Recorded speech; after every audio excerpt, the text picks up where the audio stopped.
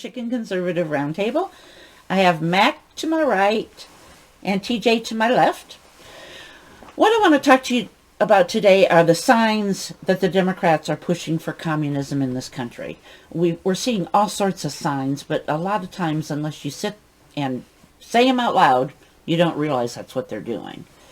One of it is like they're banning our words.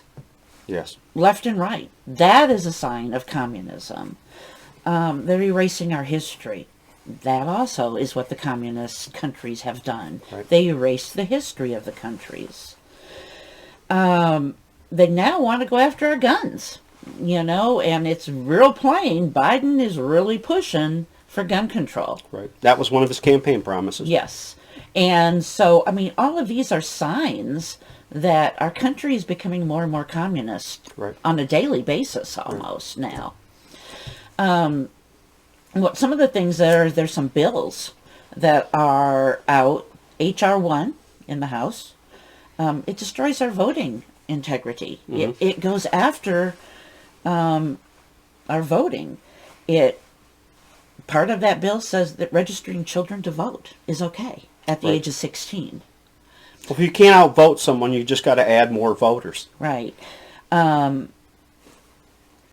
college and universities to be essentially register spots. If you can get more voters, like you said. And I'm not even opposed to people registering to vote. If you're a legal citizen in this country and you're of age, you know what? I encourage people to vote no matter how they vote. I wish some people didn't. Me too, but don't register. Or voted differently, but don't register them at the age of 16 to vote. No, that's what I mean when I said of legal age. Right. Part of that bill also allows campaign funds to be spent for personal expenses. And I'm talking about like getting health insurance, babysitting your kids, and stuff like that. So, this is crazy. They are really trying to ruin our voting system. Yeah, absolutely. Because in communist countries, if they had, like in the old Soviet Union, they would have an election with one person on the ballot, and they better get a pretty high percentage or people pay. That's where we're headed. This occupier-in-chief, the resident of the Oval Office, he's attacking the Bill of Rights, and that's one of the key things in communism is you have no rights. You have permissions, but no rights. H.R. 5 is a bill that pushes the LGBT agenda on all people. Sure. Which actually is an affront to our religious beliefs. Well, that goes to the First Amendment.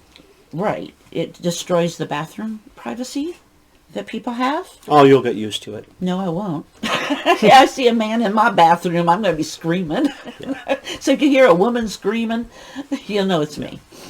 It deals with religious adoption agencies having to actually adopt to the LGBT. Well, they want churches to pay taxes, essentially putting them out of business. I see this on Gab quite a bit. They need to pay taxes. The charitable works they do are gone. Yeah. And some people, because the government, for all the money it spends, doesn't help anybody. It will force churches to perform same-sex marriages, this bill, H.R. 5. Essentially putting some out of business. Because there are churches that'll do it. Oh, yeah. I know that we've had a guest on our show, Dr. Carson Laufer, who was a Methodist minister, and he left the church for that reason. Right.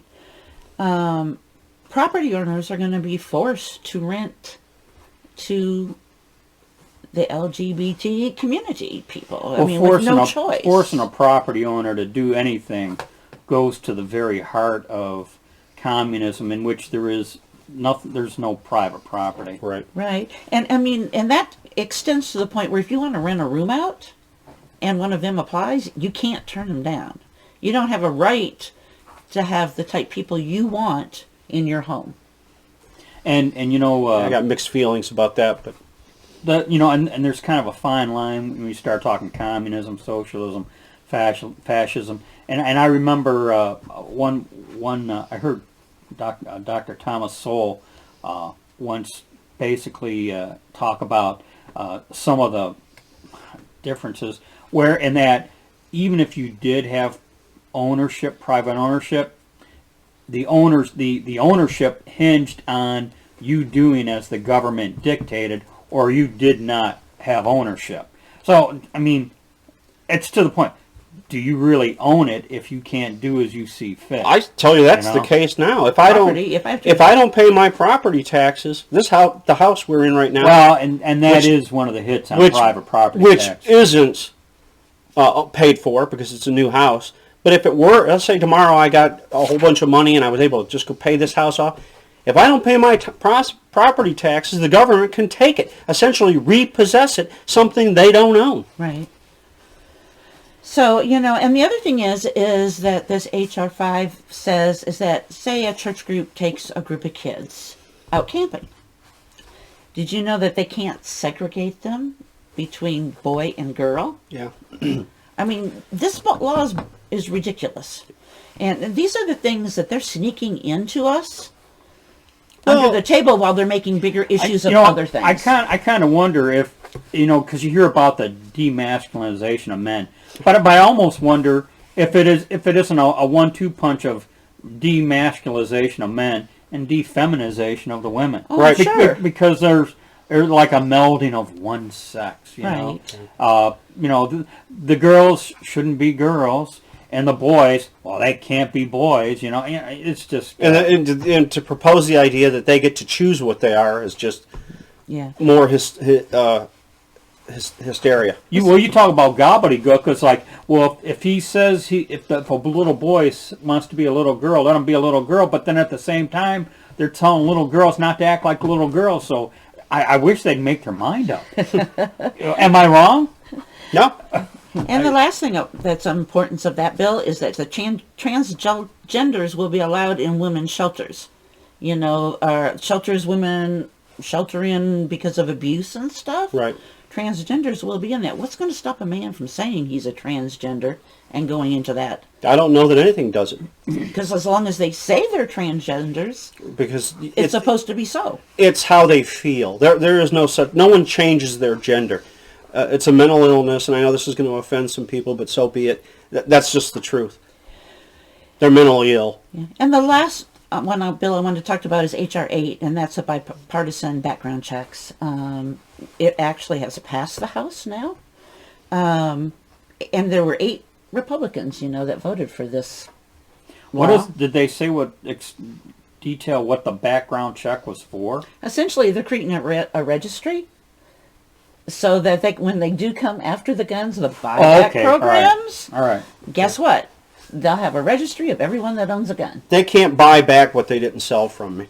So, and I'm not selling. They're not for sale. Yeah, I was going to say buyback, a.k.a. confiscation, okay?